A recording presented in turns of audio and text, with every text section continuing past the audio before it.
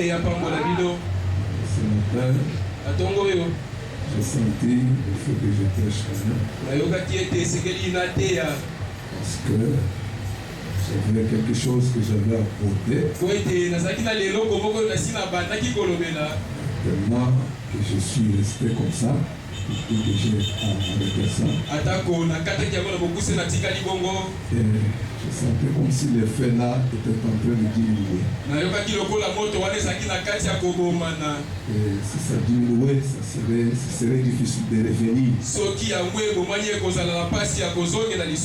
qu'un prédicateur, il prêche quelque chose quand il sent le feu.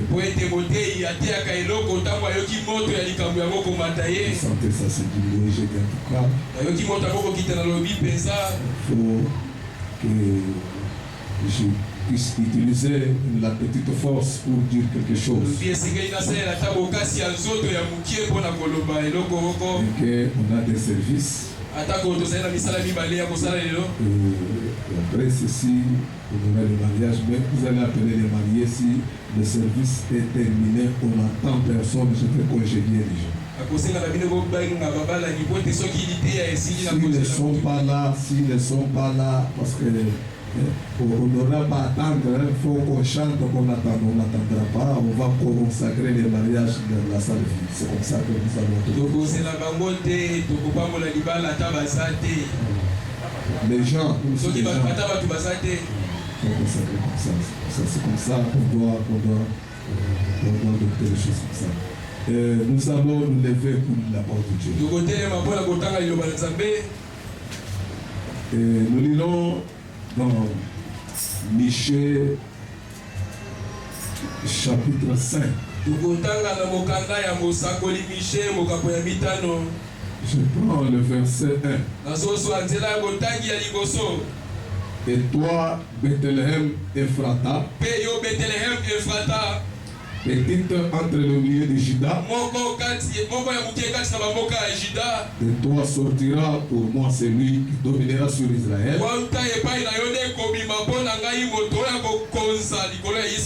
et dont l'origine remonte aux temps anciens et au jour de l'éternité. Dieu bien-aimé Père Céleste, merci pour ta parole ce matin. Merci pour la grâce que tu nous as donnée ce matin. Beaucoup sont étendus dans des maisons froides. Nous voici ce matin. Nous sommes parmi ceux-là qui ont reçu ta grâce ce matin pour venir dans ta présence. Ce n'est pas parce que nous avons fourni des efforts, mais c'est parce que ta grâce est venue à nous, Seigneur. Et cette même grâce est allée loin pour nous conduire dans ta maison pour écouter ta parole. Maintenant, étant arrivés ici, Seigneur, nous avons adoré, Seigneur, nous t'avons loué, nous t'avons prié. Maintenant, le temps vient où nous devons nous taire pour écouter les oracles célestes. Parle-nous, louez-nous, Seigneur. Dieu bien-aimé, ton prophète dit, ta parole c'est une guérison. Ta parole c'est la réponse à chaque préoccupation et à chaque question. S'il y a une maladie dans la salle, ce matin, s'il y a une question difficile dans la salle, ce matin, lorsque ta parole donne la solution à chacun selon ses besoins. Nous les recommandons entre tes mains, Seigneur. Demandons que ta présence soit avec nous. Merci, bien-aimé Jésus. Du début jusqu'à la fin, au nom du Seigneur Jésus-Christ. Amen. Amen. Que le Seigneur vous bénisse. Et je crois que ce matin, quand je suis revenu sur ce message la nuit en méditant, c'est comme si je n'avais pas encore parlé sur ça. Sentez Dieu vous donner certaines choses. C'est pourquoi nous allons un peu faire un pas en arrière pour avancer. Parce que comme on avait arrêté, on ne pouvait pas continuer sans retourner en arrière. J'avais abordé quelque chose que j'avais intitulé le mystère du fil cramoisi. Je fais 1 heure au Messia.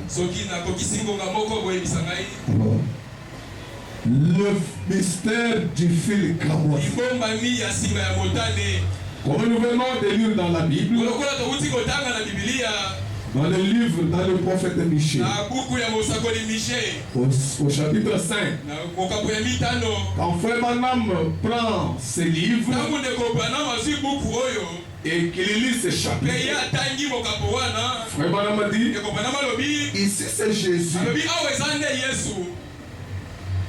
Et toi, Bethléem Ephrata, petit entre les milliers de Judas. Le problème ici c'est Judas.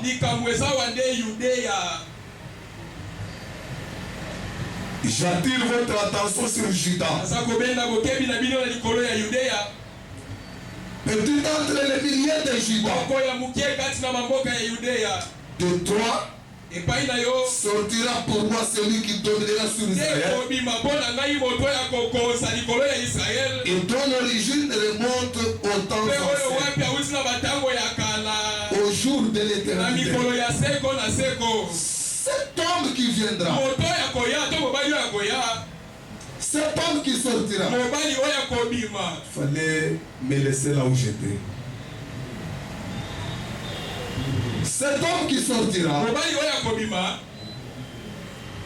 il aura une verge de fer dans sa main. Et avec cette verge de fer,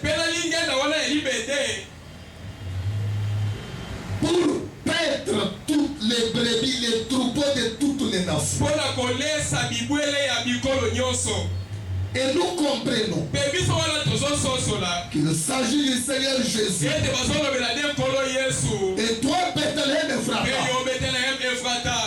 petit entre les milliers de Judas, de toi sortira pour moi celui qui dominera sur Israël. C'est Jésus. Doit sortir d'où? D'où peut-il sortir? D'où doit-il sortir? De Judas. Revenons un peu ici. Genèse 38.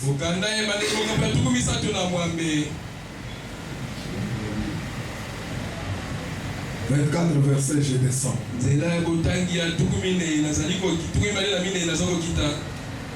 Je ne prends pas, je commence pas au début parce que c'est l'histoire qu'on avait déjà appris. Je prends 24. Environ 3 mois après,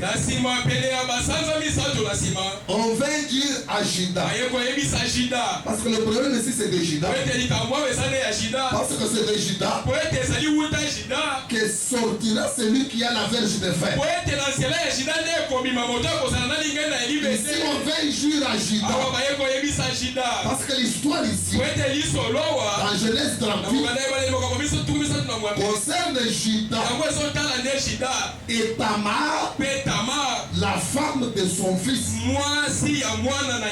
Et la Bible dit, environ 3 mois après, on va dire à Judas, Tamar, ta belle-fille, s'est prostituée. Et même la voilà enceinte à la suite, enceinte de sa prostitution. Et Judas dit, faites-la sortir, qu'elle soit brûlée. Comme on l'a menée dehors, elle dit, elle fit dire à son beau-père. Elle fit dire à son beau-père. Il a envoyé un message à son beau-père. Elle fait dire à son beau-père.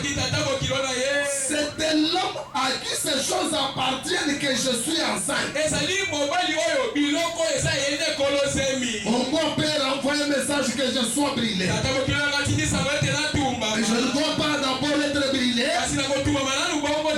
que je parle, je dois parler comme je dois être brûlé. Mais le propriétaire de la grossesse, c'est celui à qui appartient les choses que je garde. Et reconnaît, je t'ai pris. Et à qui sont ces cachets, ces cordons et ce bâton? Judas les reconnaît et dit, il est moins coupable que moi, puisque je ne l'ai pas donné à Sheila. Sheila, c'était le fils de Judas, qui Judas a dit d'attendre. Et parce que cette femme Tamar a perdu des hommes, le fils de Judas. Mais maintenant, Sheila devait prendre aussi le fils le troisième fils. Et Tamar devait prendre le troisième fils.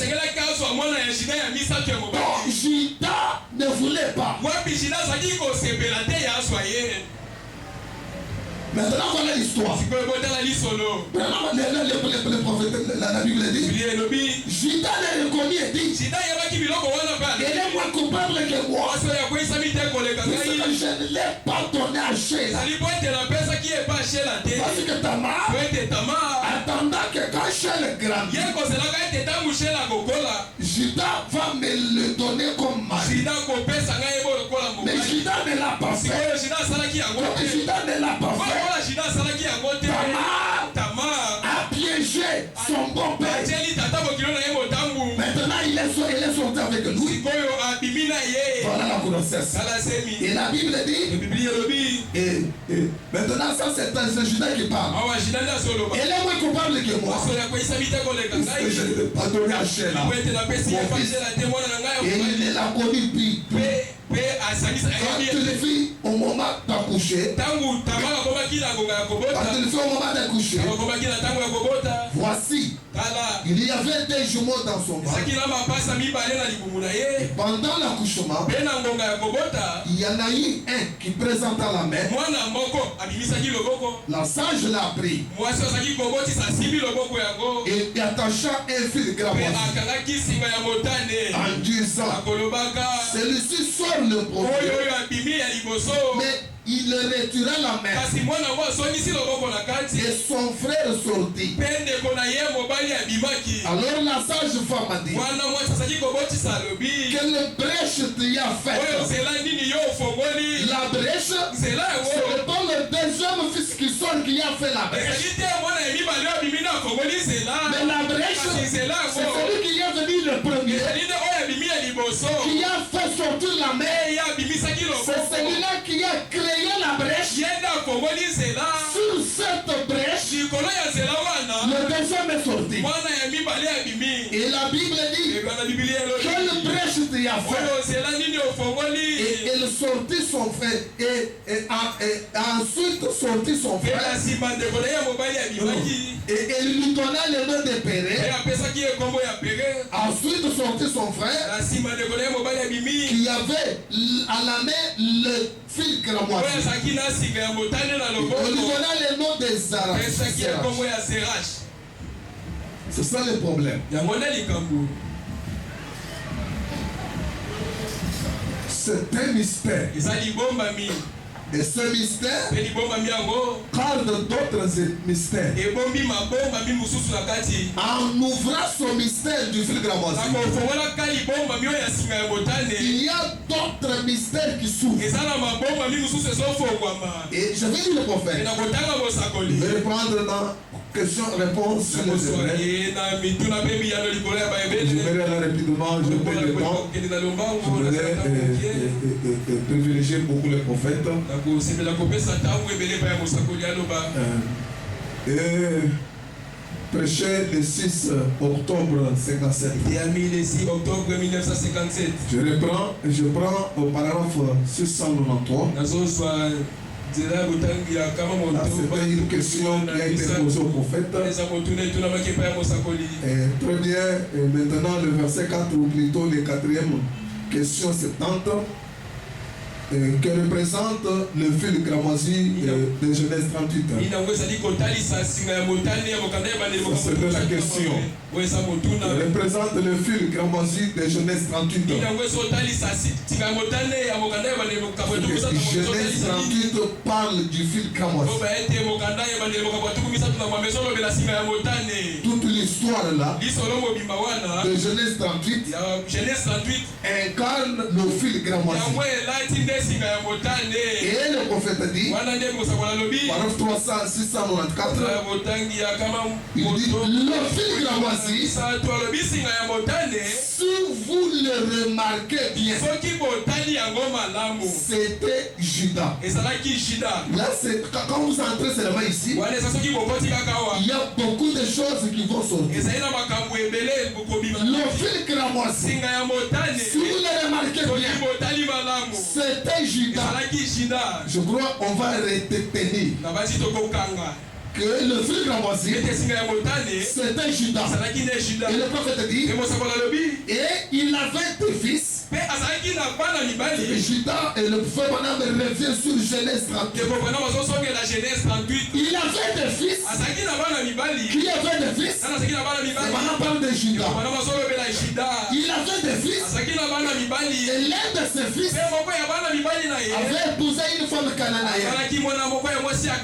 Et c'était Tamar. Et le prophète dit, et cette femme cananéenne n'avait pas eu d'enfant. Et le fils de Judas était mort. Alors la loi en ce temps-là exigeait le fils qui suivait devait prendre la femme de son frère et susciter une postérité au défunt.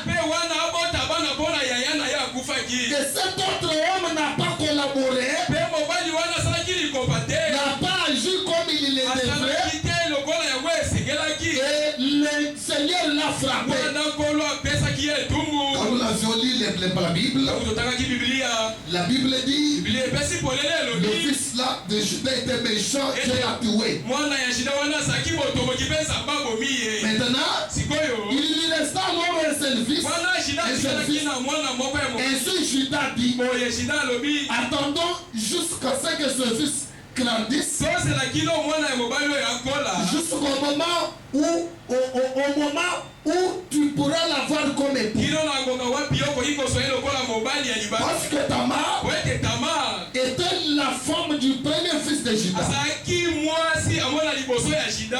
était méchant devant Dieu. Dieu l'a tué. Et le deuxième fils l'a pris, qui a refusé de donner la postérité à son frère. Dieu l'a tué encore. Maintenant ici, sur le troisième fils, Judas a trouvé que non, il a encore une jeune frère. On va rester chez vous. Quand il va grandir, je vais te la donner. Et le prophète dit, 695, lorsqu'il avait atteint l'âge où il devait prendre en mariage la femme de ses deux premiers frères, je crois que c'est frère Branham qui nous interprète bien Genèse 38. Parce que lui c'est l'interprète de la parole. Lui qui interprète en ces jours ce frère Branham.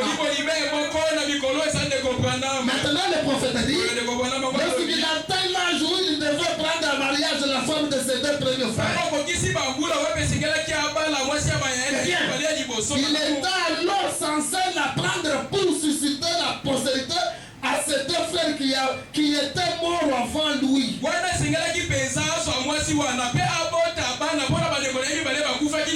Judas ne donna pas la femme au fils, au garçon, et l'a tout simplement laissé continuer. Et si il a vu que Judas agissait mal, aussi sortit-elle et se voilà éteint le visage, s'assit sur une place publique,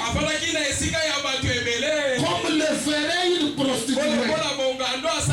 Quand elle a appris que son beau-père vient dans la vie, Tamar a dit à moi, lui qui me refuse le mari, moi j'entends qu'il me donne le mari. Lui me refuse le mari. Je vais l'avoir aujourd'hui. Tamar, c'est voile. Devient comme une pluie. S'assoit sur le lieu public. Merci, comme tu tiens comme victoire. Maintenant, Judas apparaît. Il les regarde. Ah, non, awa, n'a pas les catés. Sa femme venait de mourir. Non, on a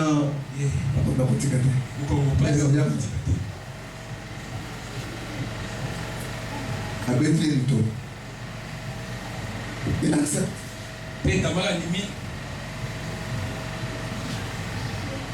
Amen. Amen. C'est la Bible.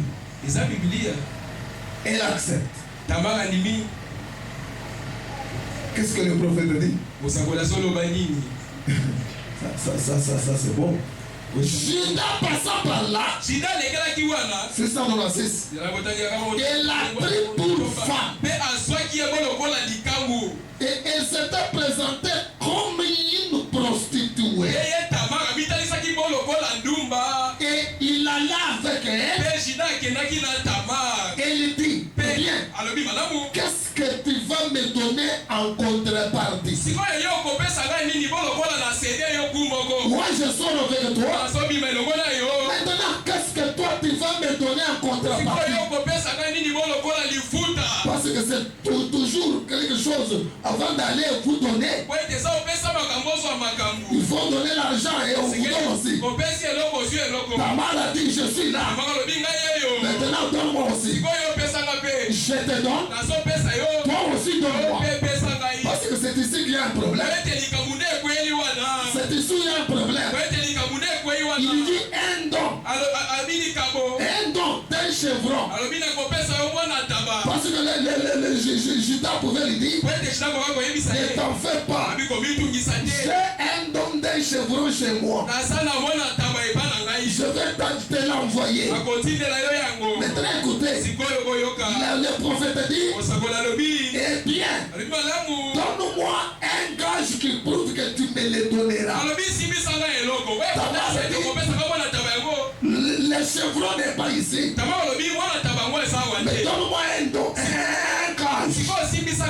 Pour que je sache que le chevron va venir. Ainsi, il prit son bâton,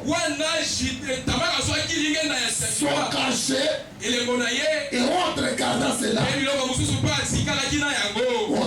Autre là, c'est les cordons et les fils capacités. La Bible dit, et elle-même Tamar, c'est elle qui a proposé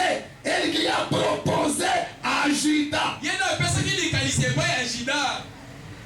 Le gars du gage. Donne-moi un gage. Ton bâton. Ton cachet. Et ton cordon. Elle connaissait que ce qui fait la force de Judas,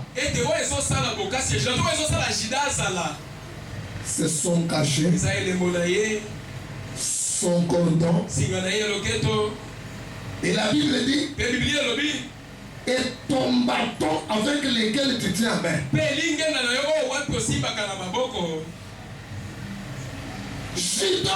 Judas ne pouvait pas résister parce qu'il était en train d'accomplir un plan de la rédemption. Il était obligé de céder ça.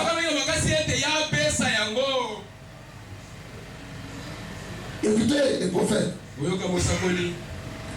Et lorsqu'on apporta les chevrons, Parce que Judas est parti. Le cœur n'était pas là avec lui. Le cœur était resté là où il y avait ces trois choses.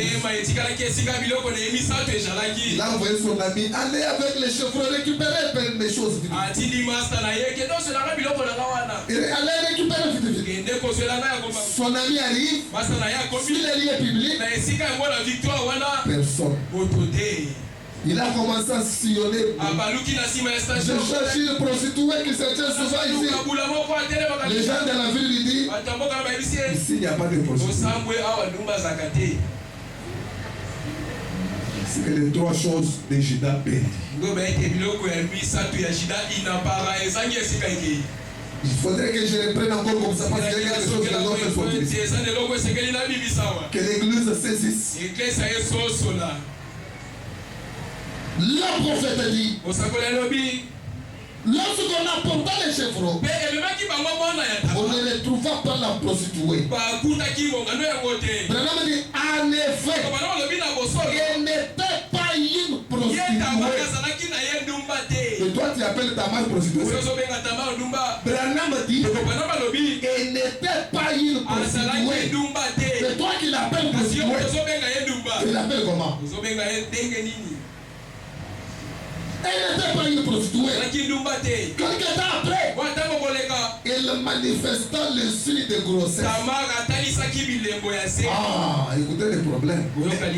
Avec Judas, un coup, une flamme. C'était un coup, une flamme. Une fois, Tamar enceinte.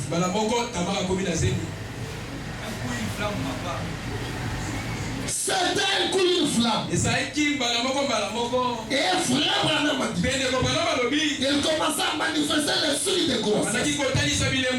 Et quand elle manifestait le signe de grossesse, les gens allèrent les rapporter à Judas. Les rapporteurs des choses sont toujours là. Tel sœur a fait, tel frère a fait, celui-là.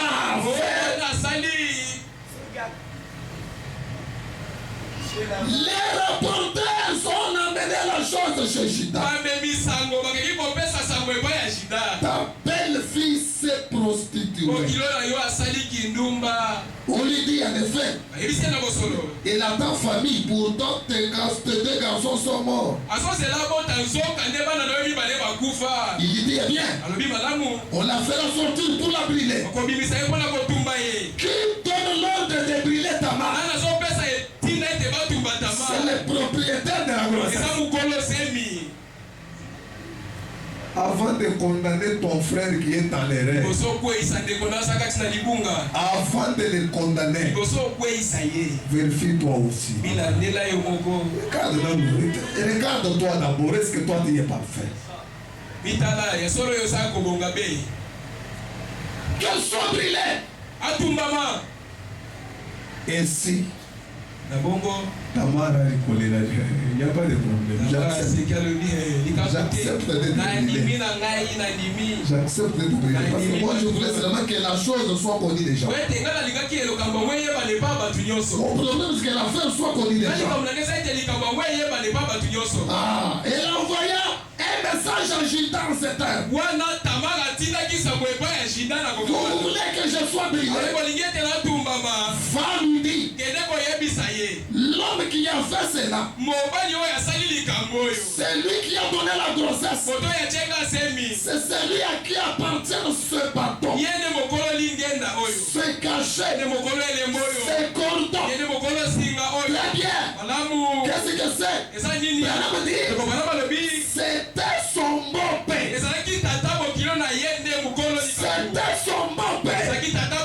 Son ami pouvait dire à Judas, oh, vous savez, la femme de ton fils t'envoie un message,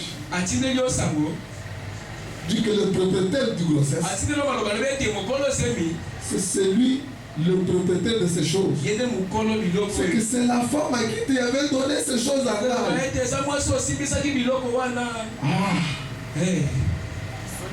manière 24.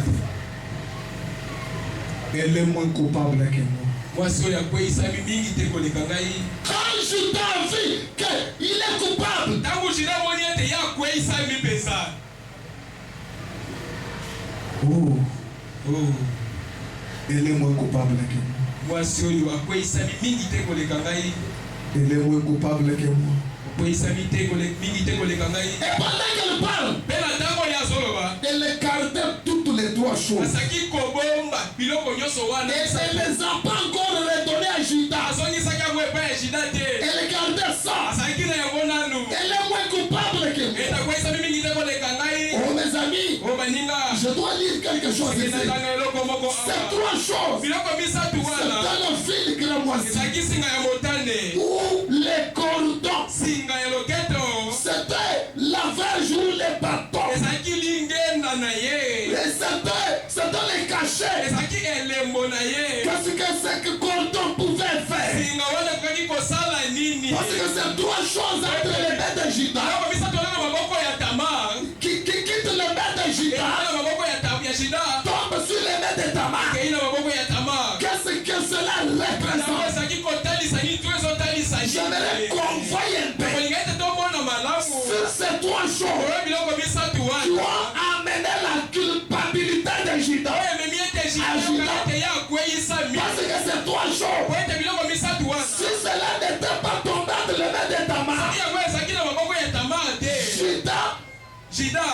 Judas allait brûler Tamar. Mais le salut de Tamar, c'est parce qu'elle avait ces trois choses. Et l'église est ici. Coupable que tu sois, même malgré ton état de bassesse,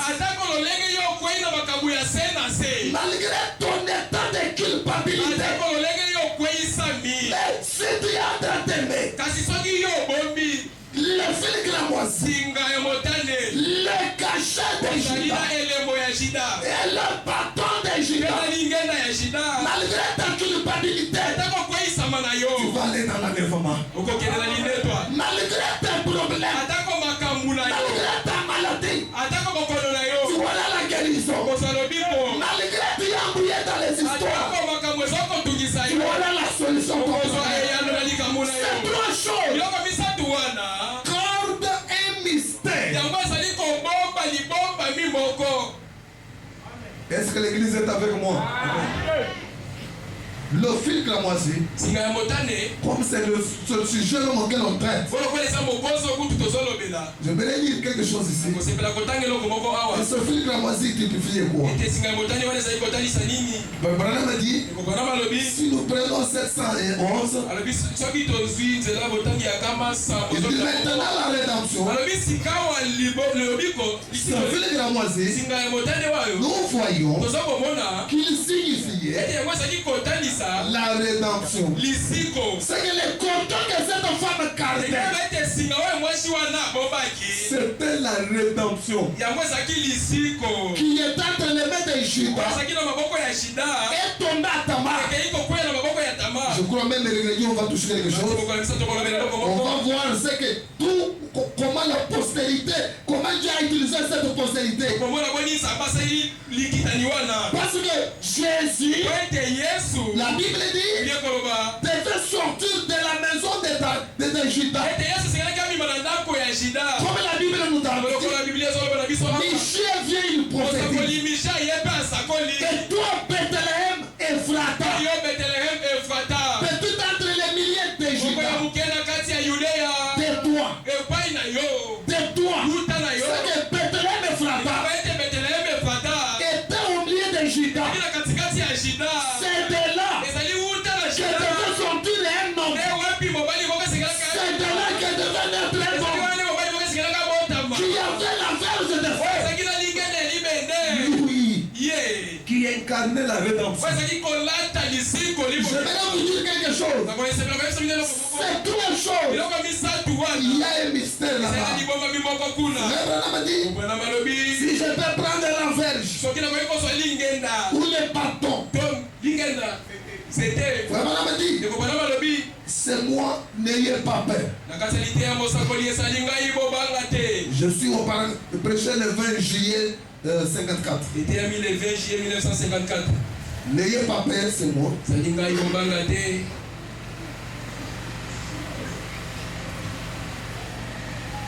20 juillet 54 le soir. 20 juillet 1954, pourquoi? Prêcher paragraphe 11. Ici, fait maintenant parle du bâton. Le bâton. Ce bâton ici. Ce bâton ici.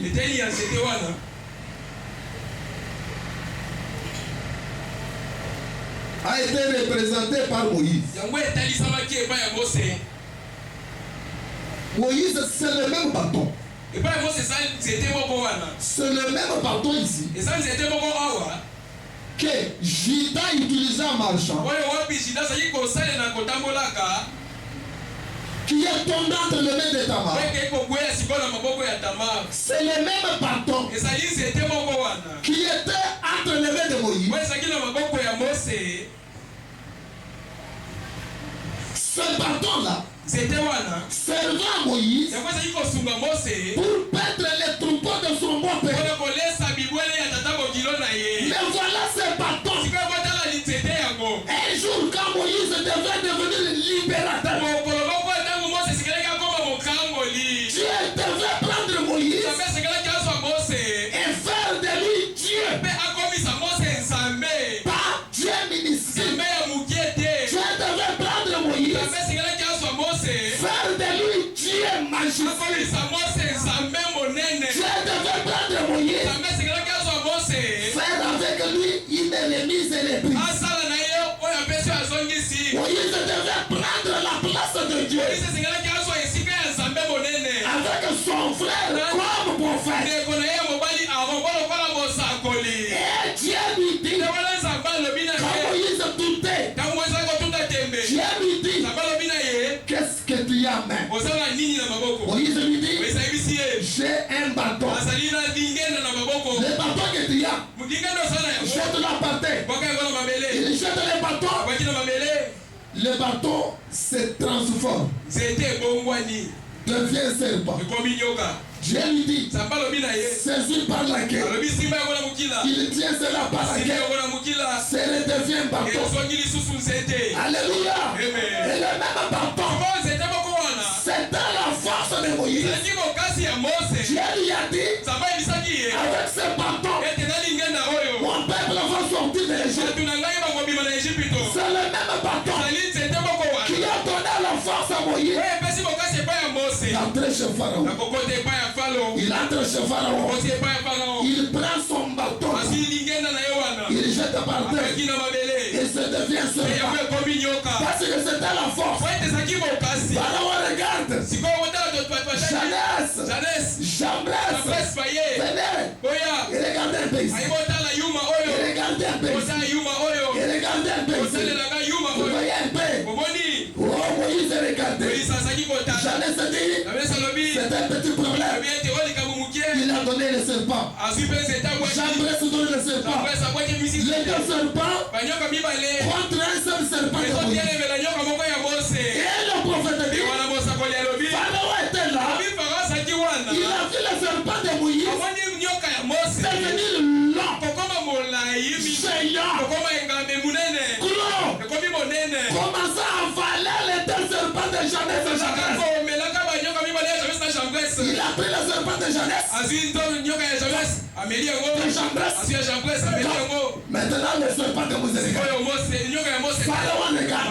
Frère Branham dit, le serpent de Moïse était une puissance qui devait avaler toutes les puissances. Ça devait avaler toutes les puissances.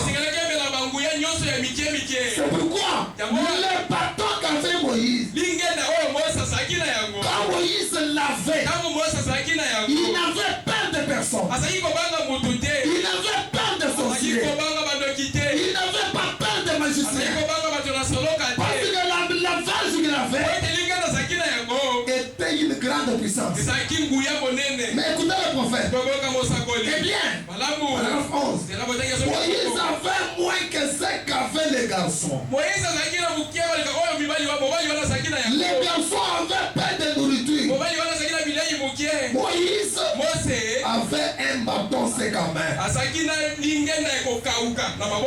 Dans la main de Moïse, il n'y avait rien d'autre qu'un bâton qu'il avait peut-être ramassé dans les déserts. Il avait ramassé dans les déserts. Mais une fois que cette main de la foi a saisi ce bâton, ce dernier est devenu la verge du jugement de Dieu. Écoutez le prophète. Si ces Égyptiens avaient pu arracher cette verge à Moïse, ils auraient battu les Israélites. Si les Égyptiens avaient eu la révélation de ces saisons seulement Moïse, si Pharaon pouvait donner l'ordre, portons-la, non, verge l'Égypte allait vaincre Israël. Mais les Égyptiens ont commis une erreur de laisser le bâton entre les mains de Moïse. Est-ce que l'église est ici? Je crois que vous êtes en train de voir qu'est-ce qui était tombé entre les mains de Tamar. Si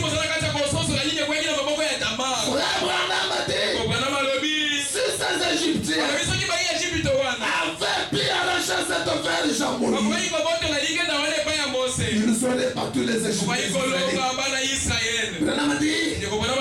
Et c'est ce qu'il faut aujourd'hui. Et c'est ce qu'il faut aujourd'hui. De même que la verge était dans la main de Moïse, le nom de Jésus-Christ est dans la main de l'église. C'est de la verge. La verge, c'est Jésus. La verge, le bâton qui est entre les mains de Judas, qui est tombé entre les mains de Tamar, c'est Jésus. C'est que le fil gramoisi, c'est la rédemption. Qu'est-ce que la rédemption? C'est Dieu devenant un homme, mourir à la croix. Et après le fil gramoisi, c'est dans le bâton. Qu'est-ce que le bâton? Qu'est-ce que le bâton? Jésus. Merci Seigneur Jésus. Ça c'est très bon. Le nom de Jésus-Christ est dans la main de l'église. Si l'église s'accroche à ce nom de Jésus, j'estime. Non. S'accroche à ce nom de Jésus. L'estime et l'honneur et cesse de l'utiliser dans la récolte et ainsi de suite. Et l'utilise avec puissance et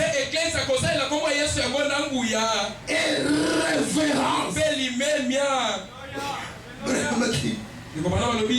Elle va vaincre chaque ennemi que Dieu a sur la terre. Pas Dieu va vaincre. Dieu a des ennemis sur la terre. Mais l'église, quand elle a ses noms, la verge de jugement de Dieu, l'utilise avec honneur, avec respect et dans la puissance. Celle-ci vaincra chaque ennemi de Dieu sur la terre. Et chaque ennemi de Dieu sur la terre, c'est celui-là, ennemi de l'église. Il n'y aura pas un ennemi qui va vous approcher de vous. Même pas un sorcier. Même pas la pauvreté. Même pas les maladies. Même pas le péché. Merci Seigneur. Frère Lamadi. À mon nom. Quel nom? Jésus-Christ. Qu'est-ce que cela typifie? C'est le bâton. À mon nom, ils chasseront les démons. À mon nom, ils imposeront les deux malades. Toutes ces choses en son nom. Si vous chassez les démons dans le nom de William Marion Branham, les démons ne sortiront pas. Il n'y a qu'un seul nom dans lequel le diable ne connaît. C'est le nom du Seigneur Jésus. Et quand vous utilisez ce nom, il faut être identifié à ce nom. Les 7 fils de Lévi ont voulu utiliser aussi ce nom. Mais le diable leur a dit, je vous connais. Je connais Jésus. Mais vous n'êtes pas qui. Vous utilisez le nom de Jésus. Parce que c'est l'enfer. Il faut être qui. Cela est entre les mains de Judas. C'est Tamar qui c'est Judas qui a donné à Tamar. Maintenant, pour ce Dieu qui a dit à Moïse, je t'appartiens. Ramasse encore. Pour que cela vienne entre mes mains, il faut que Dieu voie que je suis identifié à ce nom. À ce moment-là, la verge entre mes mains. Si je ne suis pas identifié à Jésus, dès que je peux dire que j'ai la verge, mais la verge n'est pas là, tout ne dépend pas de ce que je dirais, mais tout dépend de ce que je vis. Ma vie, c'est Dieu qui voit. Beaucoup de chrétiens aujourd'hui sont des chrétiens formalistes avec la foi ou intellectuelle, des chrétiens de nom. Mais la chrétienté, c'est une identité, c'est toute une identité. Merci Seigneur Jésus. Oh merci Seigneur. Je suis en train de vous faire voir qu'est-ce que Judas a donné à Tamar. Parce qu'il y a un enfant. Parce que toutes ces 3 choses devaient identifier le premier fils de Tamar. Le premier fils de Tamar devait être identifié par ces 3 choses. Et le premier fils de Tamar, comme je peux le dire en avance, Tamar, je la considère comme Marie, comme la Vierge Marie. En elle avait conçu le Messie. Quand Marie est venue, il a conçu le Messie. Et je parlais loin pour vous dire, dans ce temps de la fin, l'église du temps du fort a reçu encore une Marie. Une femme qui s'appelait Marie. Et cette femme ici, son nom n'est pas Marie. Et son nom, c'est William. Marion. Branham. Pasteur Branham devient Marie. Un homme avec les noms en 7 lettres qui s'appelle Marie.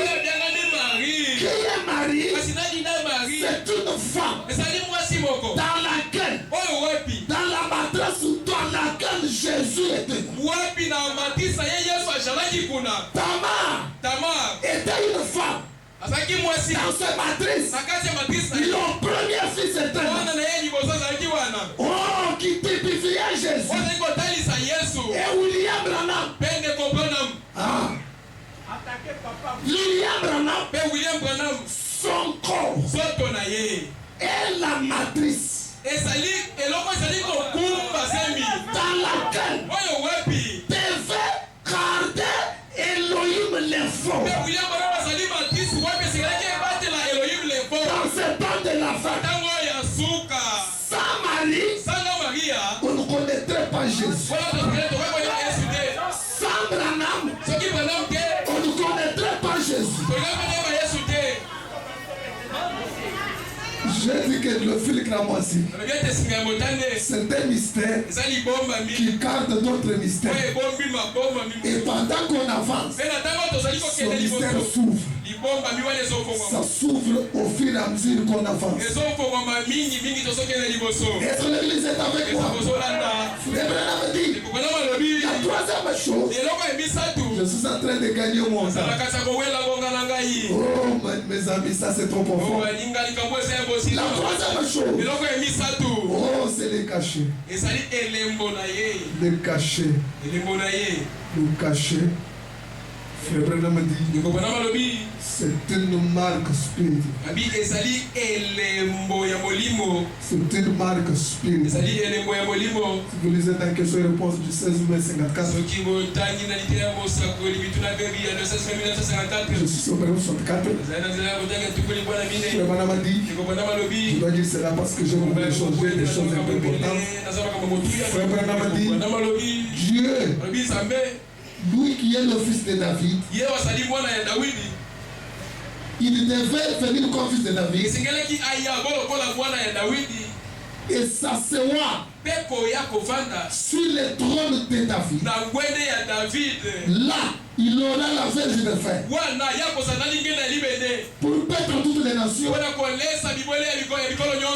c'est dans les milléniums. Et maintenant,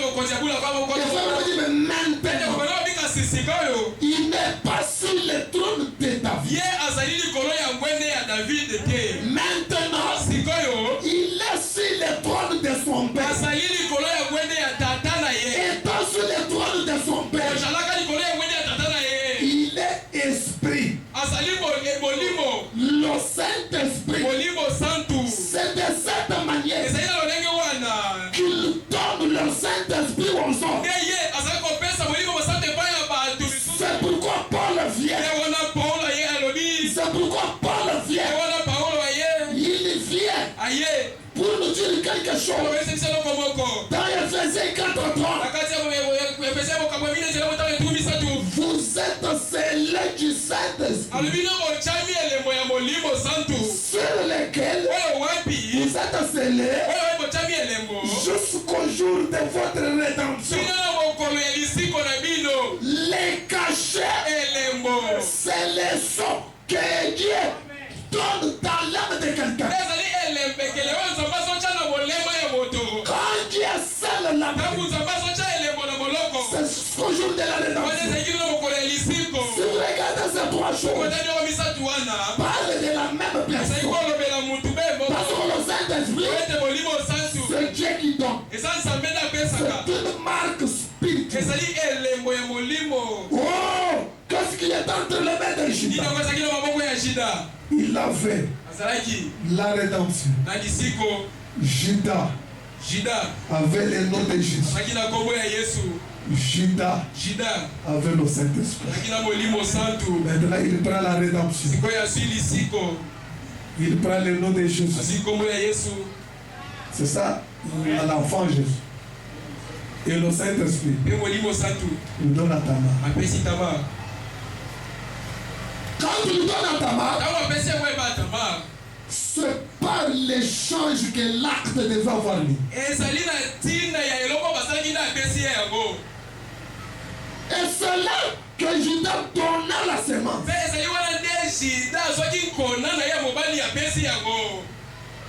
Tamar reçoit la semence de Juda. Tamar ayambi mkono ya Juda. À travers la rédemption. Na nzela ya lisiko. Le nom de Jésus. Kombo ya Yesu. Et le Saint-Esprit. Ne molimo santu. Je ne sais pas si quelqu'un voit quelque chose. C'est ce qui vous sont là. C'est là que Tamar Wana ne Tamar a disparu. ne Tamar alimwaki. Ça, c'était le plan de la rédemption. Wana ezalaki mwango ya lisiko. Tamar a disparu. Tamar alimwe. Introuvable. Azomona na te. Elle a eu la grossesse. Afizemi. Parce que la semence était déjà déposée. Kwete kona esi efana ki malamu. Avec les 3 révélations. Na bimoni selimi satu.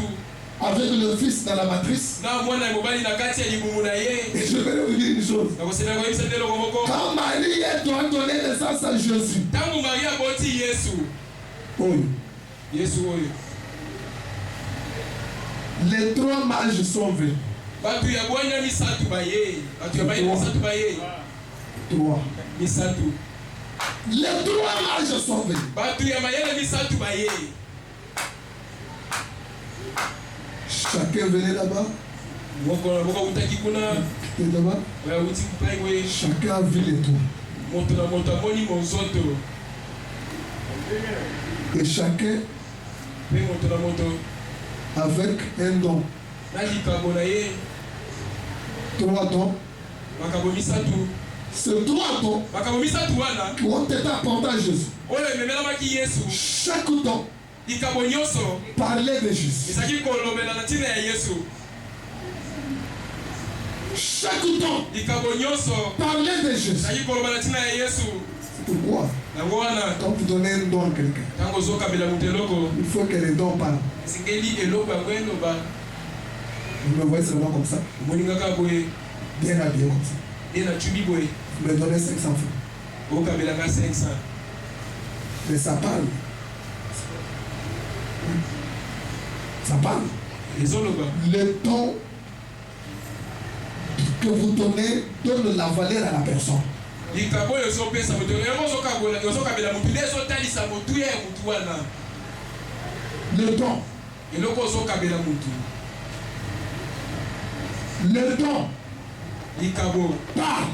Elobaka. Amen, amen. Amen. Le don parle. Likabo elobaka. Vous pouvez même dans les fêtes, les invitations, dans les enveloppes, quand vous avez donné un bon don, vous écrivez le nom. Kutu na feti soki ozali te ochimbo ko ebele na kati ya enveloppe kozwa courage na kokoma kombo. Vous écrivez votre nom, c'est frère Jean Badina. Sa ndeko mobali Jean Balinabo. Avez-vous déjà vu dans la fête quelqu'un qui a donné 1000 francs écrits sur son nom? Esi omona na feti moto apesi 1000 francs koma kombo. Otiesa ye.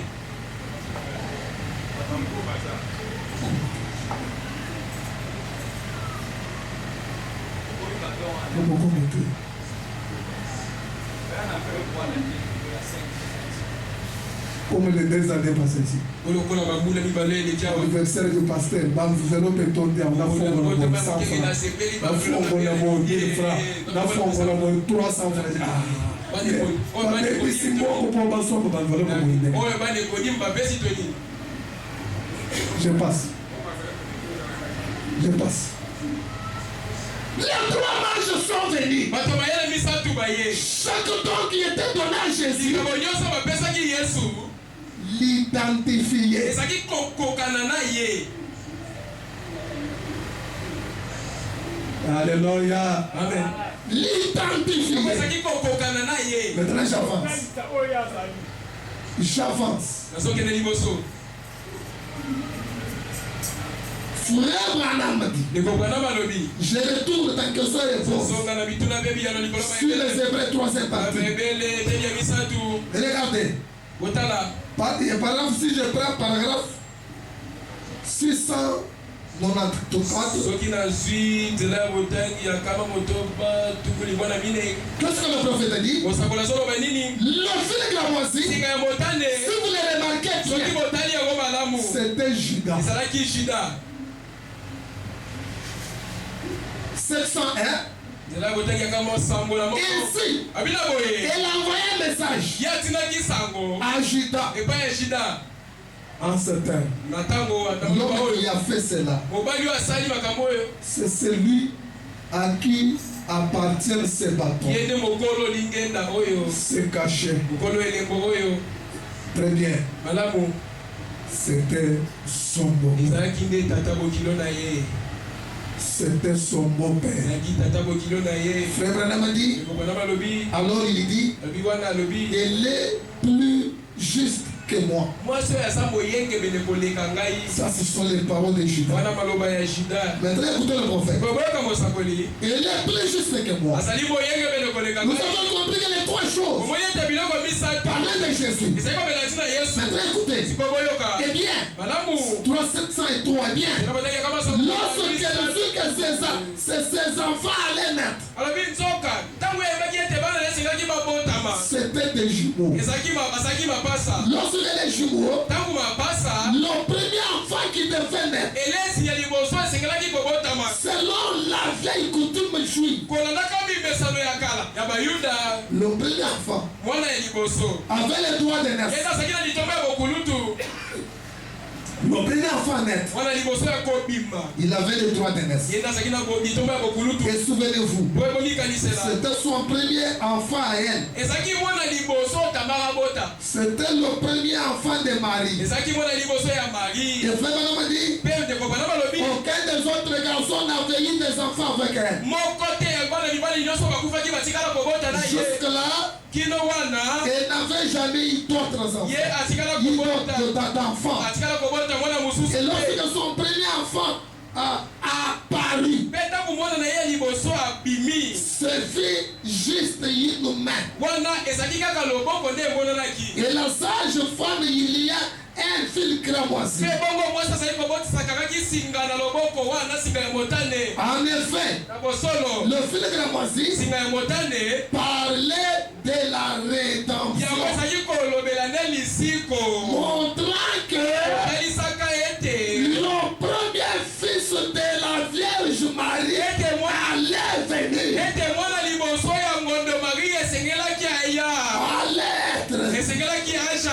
Porter le fil cramoisi de la rédemption. Est-ce que cela suffirait? Le premier fils de la Vierge Marie porterait le fil cramoisi. Porter le fil cramoisi, qu'est-ce que cela veut dire? Aller à la croix. C'est le fil cramoisi. C'est le signe qui a envoyé Jésus à la croix. C'est pourquoi Jésus ne pouvait pas résister à cela. Quand il est allé prier à Gethsemane, il a prié, il pleurait. Frère Branham dit, c'est sur Gethsemane que Jésus a senti des douleurs plus qu'à la croix. Ça c'est frère Branham. C'est à Gethsemane qu'il a senti des douleurs plus qu'à la croix. Parce qu'à Gethsemane, il a vu la révélation de sa souffrance. Il a prié pour que Dieu ôte cela. Jusqu'à ce que les suirs ont tombé avec des gouttelettes de sang sur les mots Gethsemane. Frère Branham dit, c'était la souffrance. Et il a dit, malgré cela, que ta volonté soit faite. Parce qu'il n'avait rien fait. Il avait le fil cramoisi. Il n'y n'y avait rien fait. Amen. Il n'y avait rien fait. Il devait affronter la croix. Alléluia. Le fils l'a envoyé à la croix. Et mes amis, le fils je vous dirai quelque chose. Le fils c'est le premier fils qui est sorti de la tresse de Tamar. Il a montré sa main. Quand la main sort, on lie à cette main avec les cordons. Le fils que Judas a donné à Tamar. Alléluia. C'est là a envoyé Jésus. Le premier signe des cordons a amené Jésus dans sa première vie à la croix. Mais je vous dirai quelque chose, mes amis. Aujourd'hui, à ce temps du soir, il n'est pas revenu avec le fil cramoisi à la main. Pasteur, vous dites ça. Écoutez, avançons. Mais c'est le message que nous croyons. Vous ne pouvez pas seulement venir vous prêcher la repentance. C'est ça ce qui peut vous donner la repentance. Merci beaucoup. Je termine un peu cette pensée que j'ai commencé. Je commençais une pensée que je ne peux pas cacher comme ça. Il faut madame dit ceci. Lorsqu'il a retiré sa main, l'autre sortit les premiers. Ici, il y a tout un mystère. Il nous donne la main, on lit. On lit les fils de la moitié. C'est que c'est Jésus à la croix.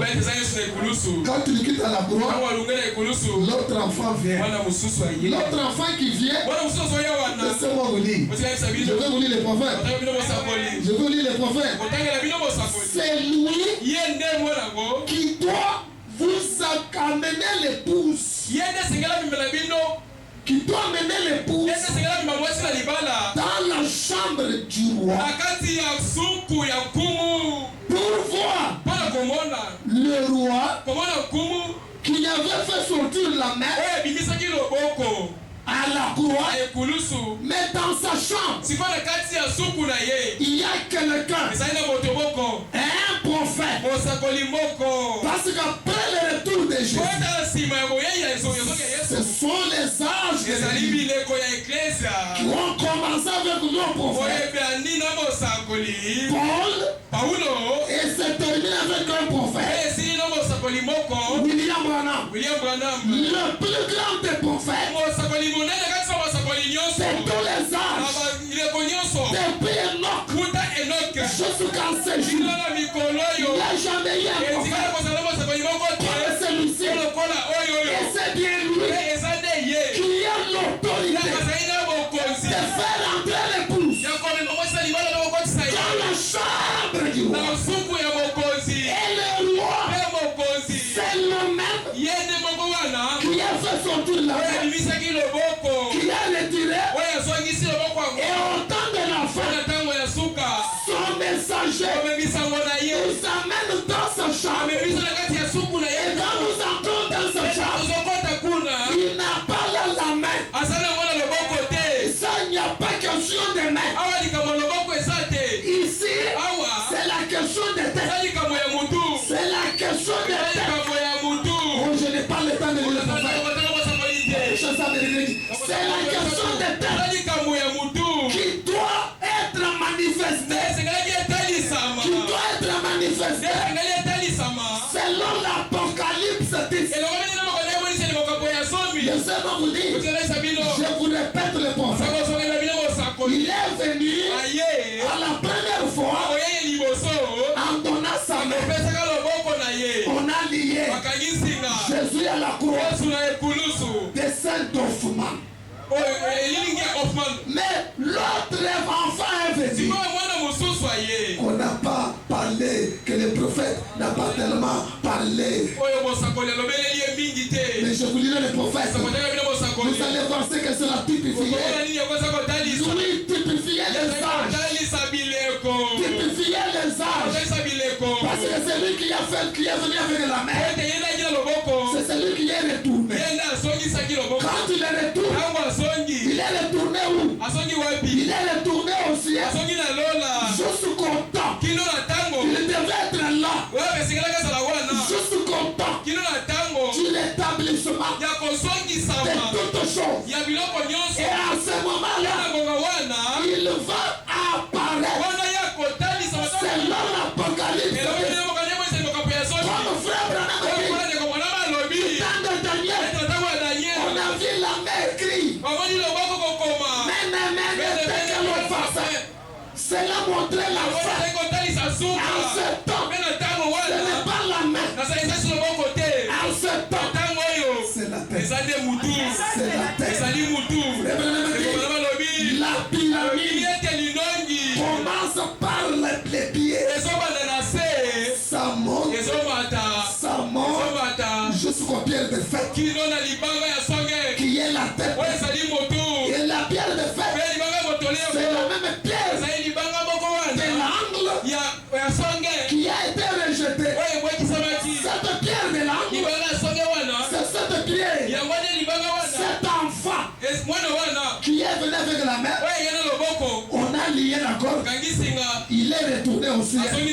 Quand il est retourné au ciel, les messagers sont venus arranger les choses. Et enfin, lui qui est allé, la pierre de fête, le Seigneur Jésus devait venir selon Apocalypse 10 pour confirmer Luc 17. Quand je le viens, c'est la tête. C'est la tête. La tête de Christ dans une nuée. Voici sa tête. Voici sa barbe. Voici son nez. C'est cette tête. Quand il est venu avec la main, c'est la croix. Au temps de la fin, il devait sortir. On devait reconnaître que c'est lui. Parce qu'il avait les cordons. Mais cette fois ici, ce n'est pas les cordons qui nous importent. Mais cette fois ici, c'est la nuée. Il est la tête. Parce que la tête, c'est là que toutes choses se créent. La tête, c'est là qu'on ressort. Il dit à la tête, c'est là qu'il y a des yeux. Il a que la voix loin par la tête. La tête de l'aigle. C'est à partir de là qu'il libère l'onction.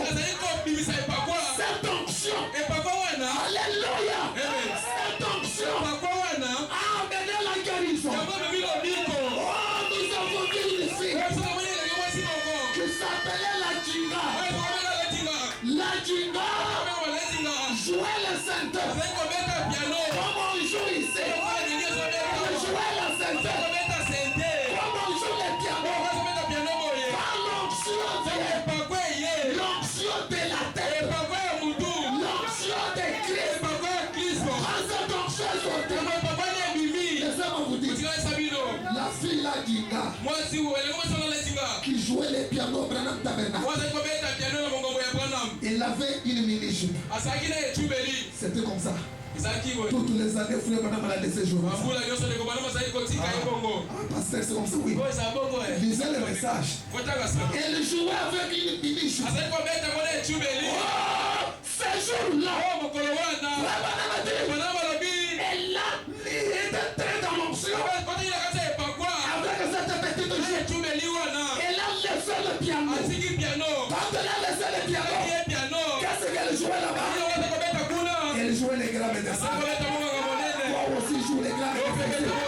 Elle jouait les grammes de ça. Elle a laissé le piano. En train de jouer les grammes de ça. Frère Branham dit, la petite Jinga, dans l'onction, ses cheveux faire ça comme ça. En train de danser. Tu es là sauvé. Là, on observait le piano. Il y avait des touches. Des touches. Du grand dessin. Qui jouait en ordre. Qui jouait au piano. Qui jouait au piano. Le même qui jouait au piano. Le même qui jouait au piano. C'est celui-là qui a gagné la Joseph José. C'est cette même personne. C'est Nathan. Comme nous avons la même tête. La même option doit être faite. Un miracle peut se reproduire. Tu es capable ce matin de donner le Saint-Esprit. Tu es capable ce matin de gagner le caractère. Tu es capable ce matin de convaincre le cœur. Tu es capable ce matin de donner le travail. Tu es capable ce matin de faire quelque chose. Tu es capable ce matin de changer ta vie. Merci Seigneur. Le grand médecin. Chantons le grand médecin. Chantons le grand médecin. Profitez l'option partagez les gens. Tu es capable de faire quelque chose. Changer les tours. Tu es capable de changer ta tête. Parce que l'option est là. Il peut faire quelque chose. Il peut faire quelque chose. Tournez les pieds. Le grand médecin est ici. Il peut guérir ta vie. Il peut guérir ta vie. Il peut guérir ton corps. Il peut guérir ton sang. Il peut te donner la solution. J'ai le droit de tout. Le Dieu de Abraham. Le Dieu de la tête. Pas le Dieu des pieds. C'est pourquoi les bouches. C'est une tête. Merci Seigneur Jésus. Merci.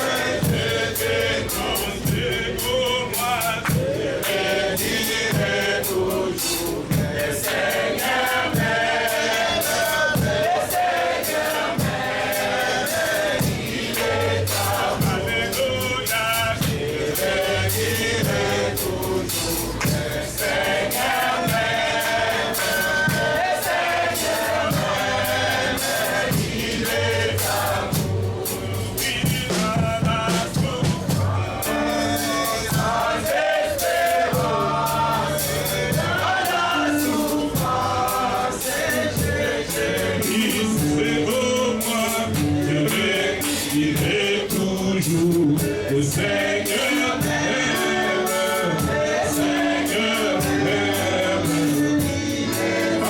Alléluia, je le dirai toujours. Le Seigneur m'aime, le Seigneur m'aime. La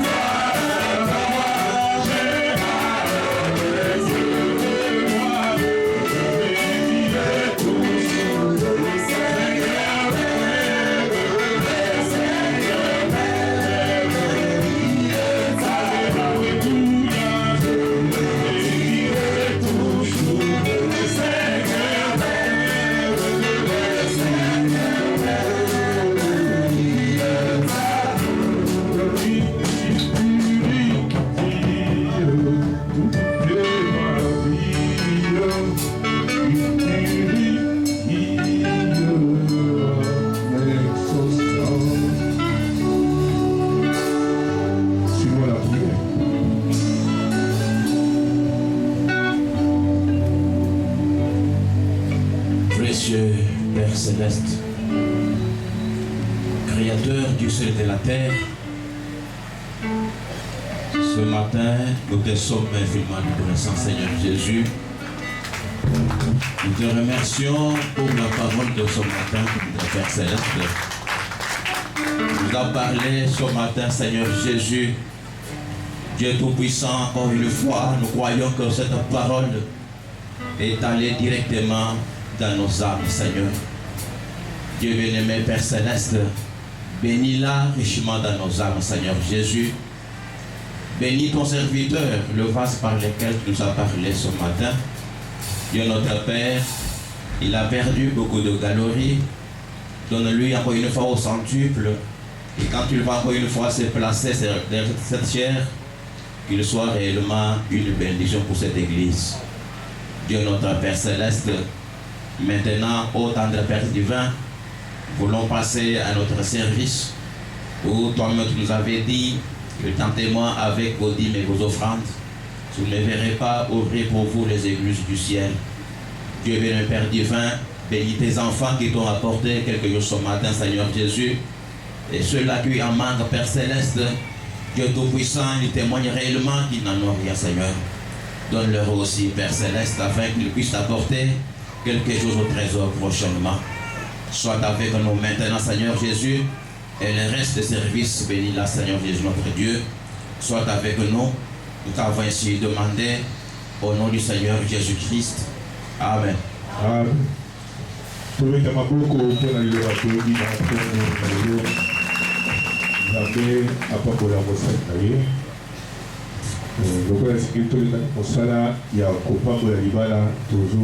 Présenté dans le visiteur, je crois que vous allez voir ce qui nous beaucoup pour la madame du Sokat Nabiso à copie côté les mains pour que sa beauté. S'il y a quelqu'un qui est parmi nous pour sa première fois, il peut se mettre debout et nous allons nous saluer notre témoignage. Bon, par la suite, vous allez pour l'occasion de tellement toquer salut.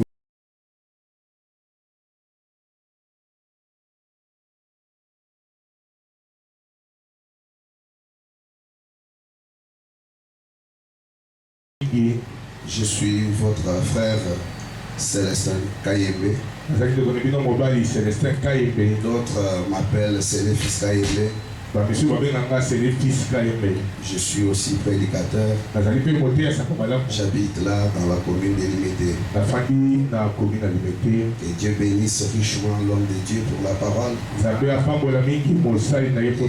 bénisse aussi toute l'église. Les restes que le Seigneur Jésus bénisse.